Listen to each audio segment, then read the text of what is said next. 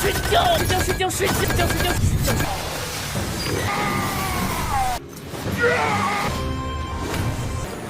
本专之，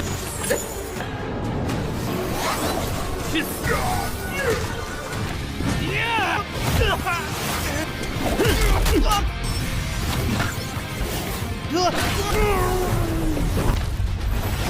！Halo kalian semua, selamat datang di channel Donghua Master. Bagaimana kabar kalian semua? Mimin harap kalian semua baik-baik saja. Dan pada video kali ini kita akan membawakan alur cerita Donghua terbaru yang berjudul Break of the Heaven episode 1-3. Dan langsung saja kita masuk ke bagian cerita terbaru.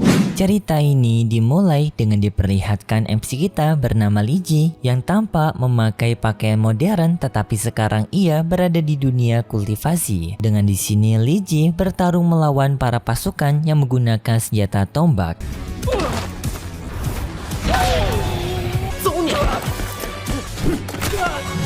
Dalam pertarungan tersebut, Li Ji bisa melawan mereka semua dengan bantuan dari sebuah buku yang ia bawa. Buku itu bukan buku biasa karena ia dapat terbang, melayang, dan juga menghajar para kultivator tersebut. Dan kemudian kita pun diperjelaskan kenapa Li Ji bisa terjebak di dunia ini. Yang ternyata Li Ji sendiri merupakan manusia modern yang berada di masa depan. Ia merupakan seorang mahasiswa di Beijing College. Ia juga seorang pemain basket yang cukup berbakat di akademinya dan juga digemari oleh para perempuan. Tetapi di saat ia sedang melaksanakan tugas perkuliahannya di sebuah pagoda kuno, tiba-tiba saja ia terjebak di sebuah teleportasi. Li Ji terbawa masuk ke dalam gerbang teleportasi itu sampai berpindah tempat di sebuah tempat yang tampak seperti sebuah reruntuhan kuno. Yang di sana Li Ji melihat adanya seekor patung yang dapat bergerak dan langsung menyeludupnya.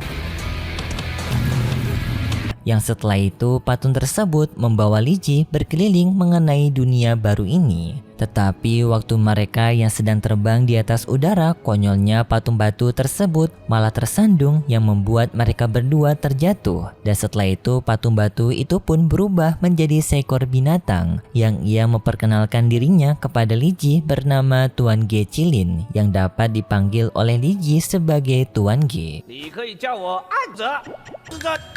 Tuan Ge memberitahu alasan kenapa Li Ji bisa berada di dunia ini karena sebelumnya Li Ji yang tanpa sengaja mengaktifkan sebuah teleportasi dari sebuah pagoda kuno yang telah dibuat oleh Tuan Ge. Jadi bisa dibilang Li Ji ini merupakan orang terpilih karena telah mengaktifkan pagoda tersebut. Dan sekarang Tuan Ge akan memberikan tugas kepada Li Ji untuk membangun ulang kembali sekte surgawi yang sekarang sudah hancur. Li Ji yang mendengar itu pun tertawa karena ia menganggap bahwasannya kejadian ini seperti sebuah film yang memiliki plot murahan. Yang perkataan Li Ji sendiri memang cukup benar karena Donghua ini sendiri yang cukup sederhana. Tuan Ge memberikan buku petunjuk dari dunia ini sebagai panduan bagi Li Ji untuk menjelajahi dunia ini agar bisa meningkatkan kekuatan jiwanya Li Ji, yang agar Li Ji memiliki kekuatan jiwa yang kuat untuk bisa membentuk kembali sekte surgawi yang telah hancur. Tuan Ge juga akan membawakan Li Ji ke petualangan pertamanya dengan berada di wilayah bernama Daishachi. Tuan Ge juga memberitahu bahwasannya jika Li Ji tidak menjalankan tugasnya untuk membentuk kembali sekte surgawi ini, maka Li Ji akan terjebak di dunia antara hidup dan mati. Setelah itu pun Tuan Ge memindahkan Li Ji ke tempat dari benua Daishachi. Li Ji pun merasa cukup kesal karena dirinya yang tiba-tiba saja dipindahkan oleh Tuan Ge sebelum dirinya menyetujui persyaratan dari Tuan Ge. Setelah Li Ji tiba di dataran Daishanchi, Li Ji pun sekarang kebingungan hal apa yang akan ia lakukan pertama kali di dunia ini. Tetapi di saat itu Tuan Ge muncul kembali dan memberikan tugas pertama kepada Li Ji, yaitu pergi ke wilayah Jiuchu Misty untuk mencari tanaman Sky Thunder Fire. Setelah itu pun Tuan Ge pergi meninggalkan Li Ji. Tetapi tidak lama kemudian tiba-tiba saja adanya rombongan orang yang datang ke tempatnya Li Ji untuk menghabisi Li Ji dengan ketua dari orang itu bernama Li Boyu. Dan ternyata Li Boyu ini telah mengenali Li Ji, atau lebih tepatnya Li Boyu merupakan saudara Li Ji dari dunia ini. Karena ternyata di dunia ini memiliki Li Ji-nya sendiri, alias orang yang mirip dengan Li Ji dari orang masa depan ini. Dan Li Ji di dunia ini merupakan saudara dari Li Boyu. Sedangkan kedatangan Li Boyu untuk mencari Li Ji adalah untuk menghabisi Li Ji agar kepemimpinan dari keluarga Li bisa berada di tangannya. Lalu Li Ji pun dihajar oleh mereka semua. Walaupun Li Ji tidak pandai dalam bidang bela diri, tetapi tak disangka Li Ji masih memiliki kemampuan untuk melawan mereka, yang bahkan sampai Li Ji bisa menjatuhkan semua bawahan dari Li Boyu. Dan setelah itu pun Li Ji berhadapan satu lawan satu melawan Li Boyu. Yang dalam pertarungan itu tak disangka Li Ji juga bisa menghadapi Li Boyu sampai membuat Li Boyu kewalahan. Li Boyu pun kembali menyuruh kepada para bawahannya untuk menyerang Li Ji.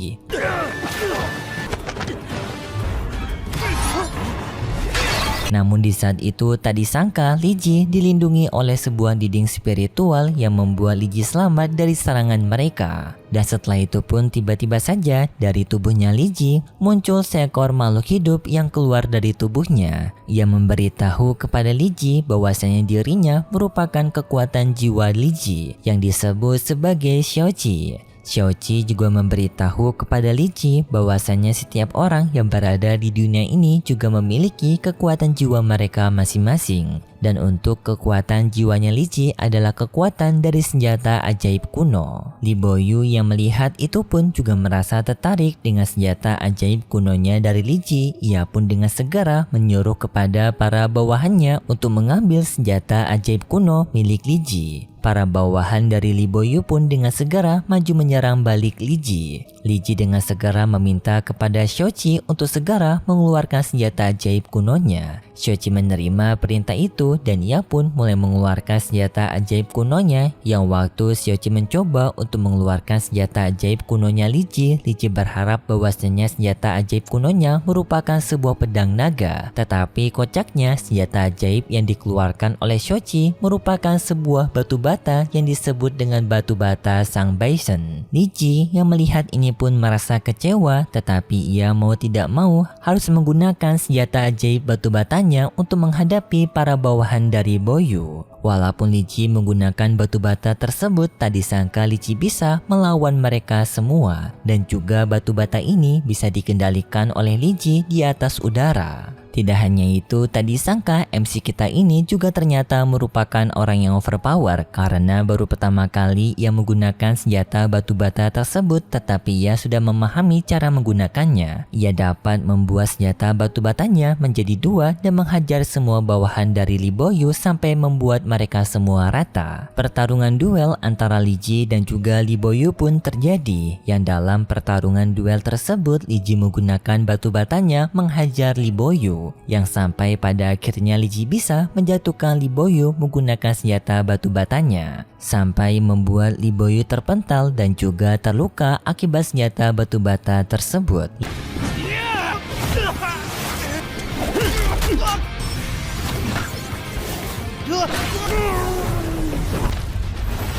Li Ji yang sebelumnya meremehkan senjata batu bata ini sekarang merasa takjub dengan senjata batu bata ini. Lalu para bawahannya Li Boyu bersama dengan Li Boyu pun dengan ketakutan pergi meninggalkan Li Ji. Lalu Li Ji pun bertanya kepada Xiaoqi dirinya sekarang berada di ranah berapa. Xiaoqi menjawab bahwasanya Li Ji sekarang berada di tahapan pertama dari kekuatan jiwa. Bisa dibilang berada di level terendah dalam kekuatan jiwa. Dan setelah itu pun Xiaoqi memindahkan Ji Yi ke dalam isi kepalanya Ji Yi. Karena ternyata di sana terdapat bangunan surgawi ataupun sekte surgawi yang masih hancur. Xiaoqi memberitahu kepada Ji Yi bahwasanya kepalanya Ji Yi terhubung dengan sekte surgawi ini. Semakin kekuatan Ji Yi meningkat, maka bangunan surgawi yang berada di sekte surgawi ini akan terbentuk kembali dan dapat digunakan oleh Ji Yi untuk meningkatkan kekuatannya. Sedangkan untuk tingkatan ranah dari dunia ini sendiri memiliki beberapa tingkatan. yang tingkatan itu terbagi menjadi 9 tingkatan dari kekuatan jiwa, dan sekarang Ji Yi berada di tingkatan pertama. Shochi menenangkan kepada Ji Yi bahwasanya Shochi akan membantu Ji Yi untuk meningkatkan kekuatannya sampai bisa membangun kembali sekte surgawi. Ji Yi awalnya keberatan dengan tugas merepotkan ini, tetapi karena adanya Shochi yang akan mendukung Ji Yi pun mau melakukan tugas ini, dan lalu Ji Yi pun berjalan untuk pergi meninggalkan sekte surgawi. Tetapi setelah itu Ji Yi kembali ke tempatnya Shochi untuk bertanya kepada Shochi bagaimana dirinya bisa keluar dari sekte surgawi. Shochi memberitahu caranya, yaitu dengan cara memegang kepalanya Ji Yi saja menggunakan kedua jarinya. Ji Yi melakukan hal tersebut, dan setelah itu pun Ji Yi tiba-tiba saja bisa keluar dari sekte surgawi. Ji Yi yang melihat mekanisme ini pun merasa sangat tertarik, dan dirinya pun menyentuh kepalanya berulang kali untuk memasuki dan juga keluar dari sekte surgawi. Yang hal ini justru membuat Shochi tidak nyaman dan menyuruh kepada Ji Yi untuk berhenti melakukannya. Setelah itu Shochi memberikan pakaian baru kepada Ji Yi agar Ji Yi bisa terlihat berbaur dengan dunia ini. Dan setelah itu pun Ji Yi bersama Shochi memulai petualangan baru mereka. Namun baru saja mereka melakukan perjalanan, tiba-tiba saja mereka bertemu dengan seorang perempuan yang menaiki rusa, dan perempuan itu ternyata merupakan sepupu Ji Yi di dunia ini, dan untuk kepemimpinan dari keluarga Li mereka telah dipimpin oleh pamannya Ji Yi. Sepupu perempuan ini bernama Linglong. Linglong pun dengan segera membawa Ji Yi ke tempat dari kediaman Li mereka dengan menyuruh kepada Ji Yi untuk menggunakan tunggangan rusa mereka. Tetapi karena Ji Yi yang tidak mampu mengendalikan tunggangan rusa itu malah membuat Ji Yi pergi dengan tidak terkendali. Lalu Lilong pun dari belakang mengikuti Ji Yi, tetapi di tengah perjalanan mereka lagi-lagi malah dihadang oleh bahaya baru, yang dimana di tengah perjalanan mereka dihadang oleh binatang kalajengking raksasa. Lilong pun dengan segera berusaha untuk melindungi Ji Yi dengan turun ke bawah, tetapi karena binatang kalajengking itu yang sangat kuat malah membuat Lilong terjatuh dan terkena racun dari binatang kalajengking. Ji Yi pun dengan segera menyelamatkan Lilong menggunakan senjata batu batanya, dan lalu setelah itu Ji Yi menyerang kalajengking raksasa dengan menghantam kalajengking raksasa itu menggunakan batu berulang kali untuk membuatnya pingsan, tetapi sayangnya gagal. Dan setelah itu pun binatang kalajengking raksasa itu mengincar Ji Yi dengan mengejar Ji Yi.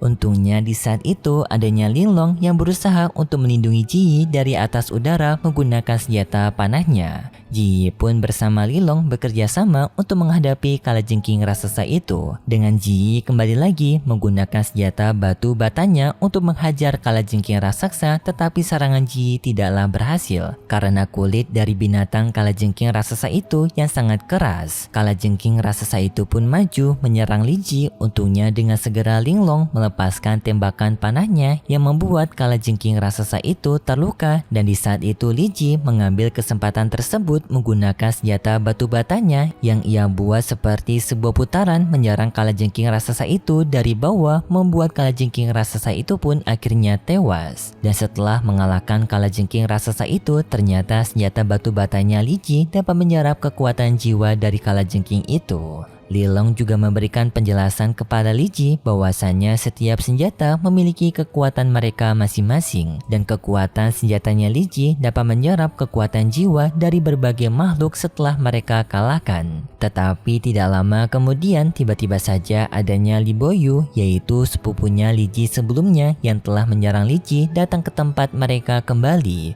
dan ternyata binatang kalajengking raksasa sebelumnya yang telah mereka lawan merupakan binatang kalajengking milik Li Boyu. Li Boyu sekarang sangat sedih karena binatang kalajengkingnya yang telah dibunuh oleh Li Ji dan juga Linglong.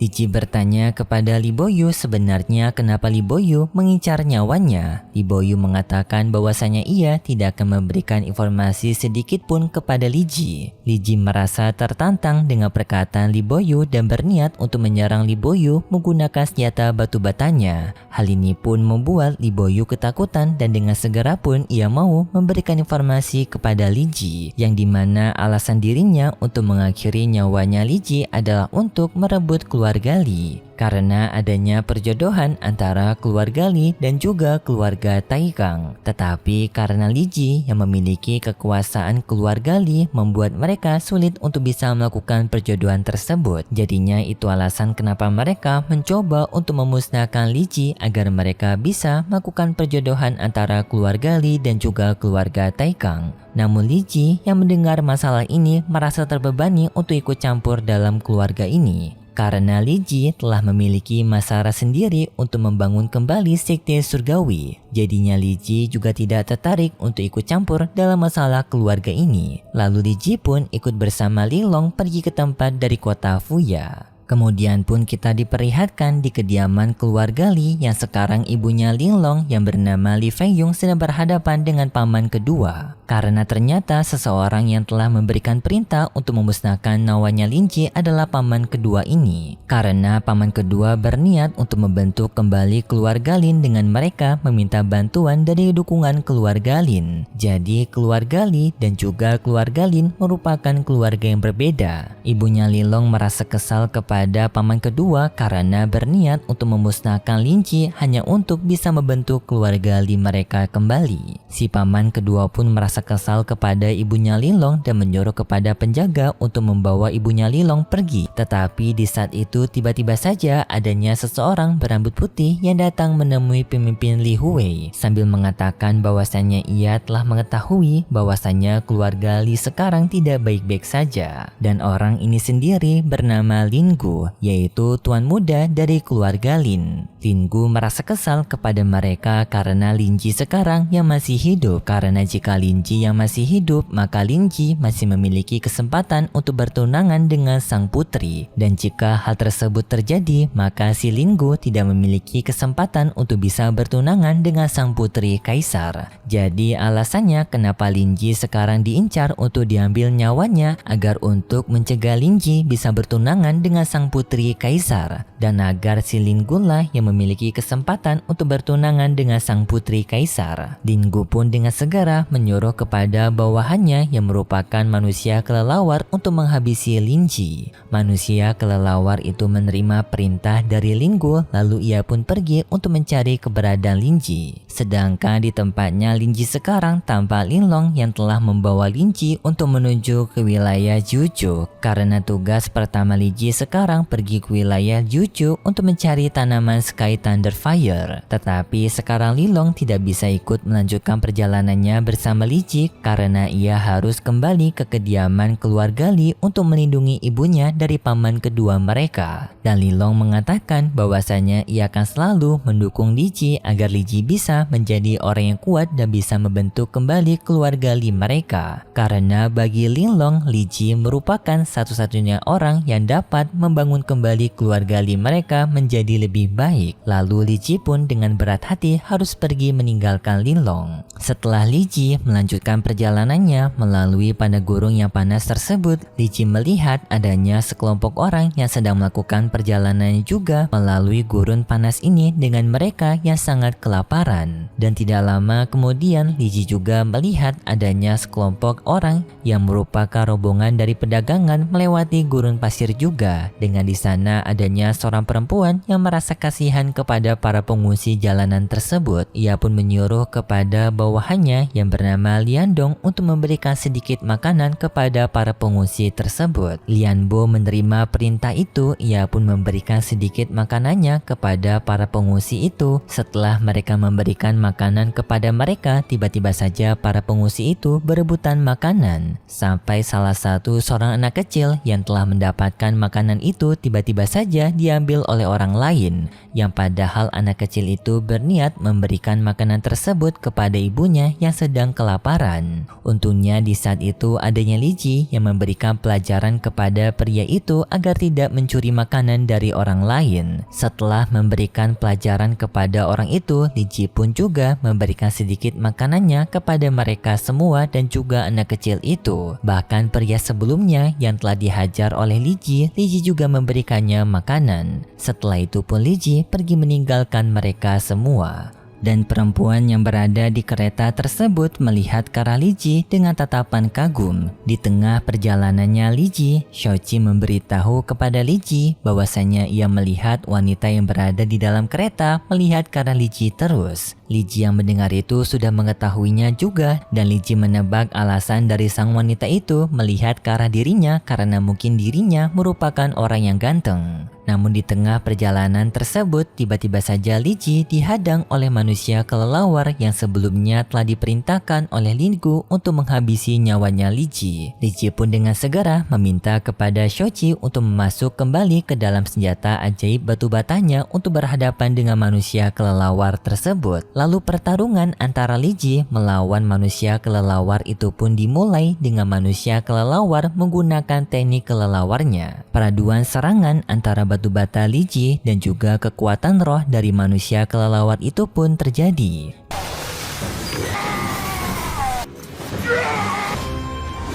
Dan di tengah pertarungan mereka, Xiaoqi menyarankan kepada Li Ji untuk menggunakan juga kekuatan roh dari kalajengking yang sebelumnya telah mereka hisap dari Li Boyu. Li Ji melakukan perintah dari Xiaoqi, ia pun mengeluarkan kekuatan dari kalajengking merahnya yang tak disangka bisa menghentikan pergerakan dari manusia kelelawar. Yang setelah itu pun Li Ji memberikan pukulannya yang keras kepada manusia kelelawar, membuat manusia kelelawar pun kesakitan. Tetapi setelah itu, manusia kelelawar bisa mengendalikan tubuhnya kembali dan menggunakan kekuatan roh kelelawarnya menyerang Li Ji, yang membuat Li Ji pun terpental. Tetapi di tengah pertarungan itu, tiba-tiba saja Li Ji mendapatkan bantuan dari perempuan sebelumnya yang telah melihat ke arah Li Ji menggunakan senjata kecapinya. Pertarungan antara wanita bercadar itu melawan manusia kelelawar pun dimulai. Li Ji juga membantu wanita bercadar dengan menggunakan teknik kalajengkingnya untuk menghentikan kembali pergerakan dari manusia kelelawar, membuat manusia kelelawar pun mendapatkan serangan habis-habisan dari wanita bercadar.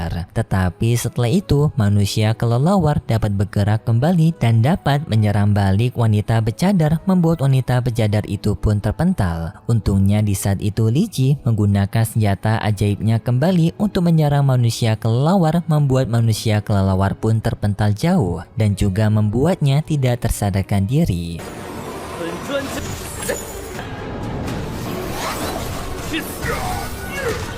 Setelah itu pun Li Ji berhadapan kembali dengan sang wanita bercadar, tetapi setelah itu pun juga cerita dari serial Donghua Break of Heaven episode 1 dan juga 3 bersambung. Kalau gitu pun terima kasih buat kalian semua yang sudah menonton video ini sampai akhir. Jika kalian suka dengan video kali ini, bisa beri like serta subscribe, dan sampai jumpa di video selanjutnya. See ya!